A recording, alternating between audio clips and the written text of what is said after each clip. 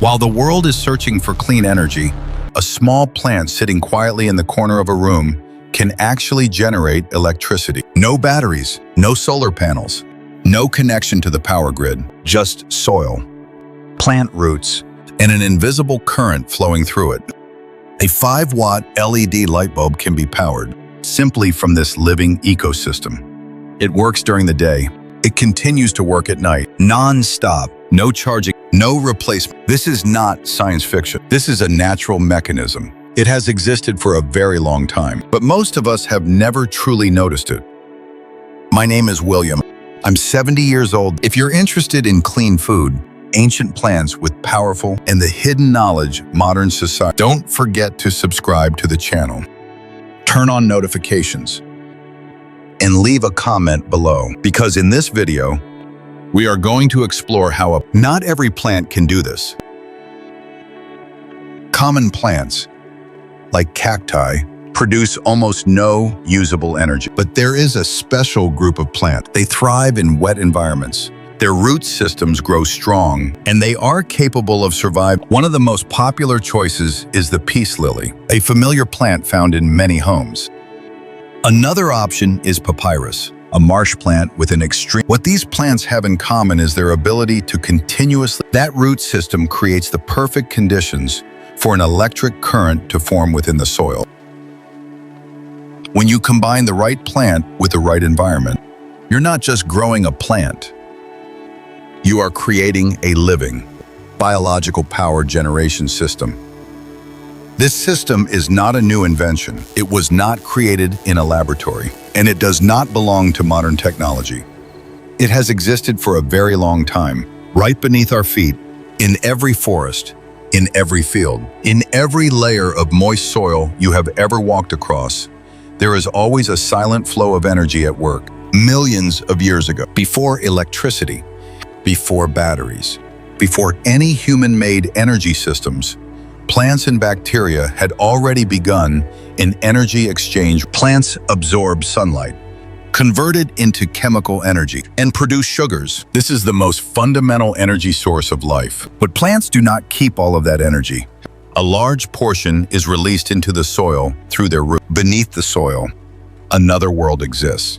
A microbial ecosystem that never stops. Billions of bacteria live around plant roots. They consume the sugar, and during this process, they create chemical reactions. One of the products of these tiny particles that carry electrical charge. This is the foundation in nature. These electrons are not captured. They are quickly absorbed by the energy is dispersed and disappears as heat. This process happens day after day, year after year. Humans have walked across it every single day, but never realized that we build power plants. We burn fuel. We extract resources from deep underground. While right on the surface, this is not a new idea. This is an ancient mechanism. We just never looked at it this way. To understand how a plant pot can generate electricity, we need to look at what is happening inside the soil. Everything begins with light, and plants absorb sunlight, convert it into and produce glucose.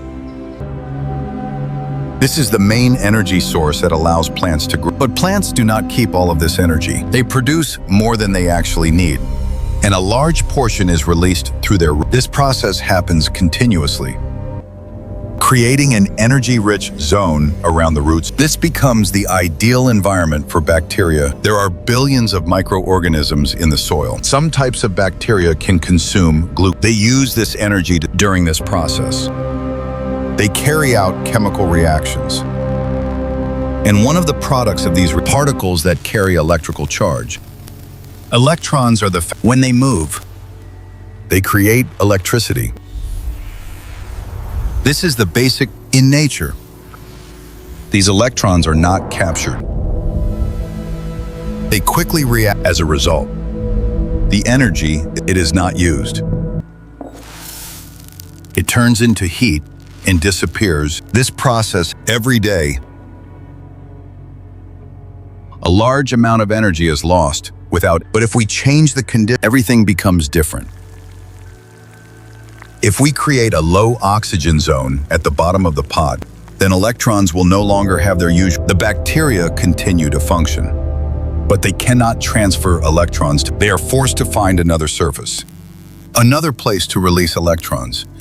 When a conductive material is placed in this zone, the bacteria will use it. They attach to that surface and transfer from this point. The electrons are no longer, they are captured. And there is only one path for that is through the wire that we connect. The flow of electrons begins to move from the low oxygen zone in the soil upward to the area where if there is a device like an LED, the electrons will pass and produce light. This is not a theory. This is real. It can be measured. It can be used in this system. Bacteria act as the engine. The plant provides the fuel, and the soil is the transmission medium. All of it comes together to form a operating continuum. No batteries, no charging required. As long as there is a living ecosystem, to turn this flow of electrons into, we need to create a controlled system, not by changing the plant, but by changing the environment around it. This system operates based on a simple principle, creating two different zones with the first zone is at the bottom. This is a low oxygen zone, where bacteria are active. The second zone is at the top. This is an oxygen-rich zone, where electrons can complete their reactions. The difference between these two zones creates an energy gap. And this gap now, we place an electrode into the lower. This electrode is called the anode. It acts as a receiver for electrons from the bacteria attached to the surface of the anode. They transfer electrons directly into this material. This turns the anode. Next, we place another electrode at the top. This electrode is called the cathode. It sits in the oxygen-rich zone. The cathode acts as the destination, the place where electrons complete their journey. But electrons cannot move directly through the soil. The only path they can take is through a wire. When you connect the anode and the cathode, you create a complete electrical circuit. Electrons from the anode through the wire to the cathode. This is electric current as they move. If you place a device like an LED, the electrons will pass through it, and their energy will be converted into light. This system requires no moving parts, no noise. It operates entirely based on biological reactions and the movement of electrons. The important point is that this current is not temporary. It exists as long as the plant is alive and the bacteria remain active. The plant continues to supply energy. The bacteria continue to generate electrons, and the system continues to maintain the flow of electricity. This is not just a device. This is an ecosystem functioning like a power plant. A simple system, but capable of producing real energy. One of the biggest differences of this system is its ability to operate continuously. It does not depend on the time of day. During the day, the plant absorbs light, produces energy, and continues to supply sugars to the bacteria in the soil. At night, photosynthesis stops, but the plant does not stop functioning. It uses stored energy to continue supporting its root system. That means the bacteria still have a food source, and they continue to generate electrons. This process is uninterrupted. It does not depend on light. It is not affected by weather. Now compare this to solar energy. Solar panels only work when there is sunlight. When it gets dark, the system stops completely. To maintain electricity at night, you need batteries. And batteries have limits. They need to be charged. They degrade over time, and eventually, they must be replaced. A biological system is different. It does not require separate storage. The plant acts as a natural energy source. It both produces and stores energy, bacteria, day and night, without rest. This creates a stable electrical, no large fluctuation, no interruptions, no batteries required, no complex maintenance. Compared to traditional batteries, this system does not run out of energy. As long as the plant is alive, the current continues to. Compared to solar energy, it does not depend on direct sunlight. This is a form of continuous, silent, but stable. A small system, but capable. However, this system is not without limitations. A single plant, in most cases, one pod only produces 5 to 7 volts. This is a very low voltage level, not enough to run large devices. It cannot power a refrigerator. It cannot supply electricity to an entire, but this is not a flaw of this. This is a matter of scale, because just like batteries, voltage can be added together. When you connect multiple plants, the voltage increases. 2 pots will produce double the voltage. 5 pots will produce more. 10 pots can reach a level usable. This is the principle of stacking. There is no need to increase you simply increase the number of pots. When the system becomes large enough, you can generate a voltage suitable to power an LED light. A 5-watt LED bulb does not require it needs stable voltage and continuous current. And that is exactly what this when connected properly. The electron flow from they form a stronger, more stable, enough to light a small. This is not just theory. This has been tested in real from a single plant pod. You can begin building a larger system. Each pod is but when combined, they form an energy network. And this network is the key to turning a small ecosystem into a usable source of electricity. Once you understand how this system works, the next question becomes obvious. If a single plant pod, what happens when, let's start in a single room. You can place multiple plant pods. Each one produces a small, but when connected together, they form a stable power source. You can use this system to supply energy to sensors or maintain low-energy devices. This is no longer just an experiment. This is a system that can operate right inside your own home. Now expand beyond the room. A small garden, when connected, they become a biological, no complex systems, no large machine, just soil, plants, and proper connections. Even a small ecosystem. Next is the farm scale. A field is not just a place to grow crops.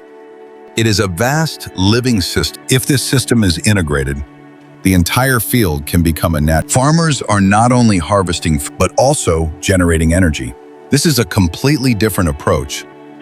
It does not separate agriculture and energy. It combines both into a. Now look at the city. Modern buildings are integrating green roofs. Planted areas are becoming part of urban architecture. If these spaces are designed to harvest energy, each building can become part of a distributed. A city does not only consume electricity, it can generate its own energy from its ecosystem, from spaces that were once only decorative. This does not require no fossil fuels, no extraction of additional. It simply used soil, plants, and microorganisms. A system that has operated for millions of. This system does not damage it does not create pollution. It does not disrupt. On the contrary, it works with nature. Plants continue to grow. Soil remains alive. And bacteria at the same time. Energy is continuously generated. A parallel process with no trade-off between development and the environment. From a small plant, the same principle, the same mechanism, only the scale and as the scale increases, the amount of energy increases as well. A small system can grow into a large. Nature has never lacked energy. It has always been generating energy silently and continuously right beneath our feet, within the things we often overlook. Plants are not just living organisms. Soil is not just a place for growing. And bacteria are not just, they are a complete system. A system capable of without destruction, without trade-offs. Humans have chosen more complex paths. We build massive systems that consume resources while a simpler solution has existed, we just have not seen it the right way. If you found this video helpful, don't forget to subscribe to the channel and leave a comment if you have any questions. This video uses AI-assisted tools to help present visual information more clearly and understandably for viewers.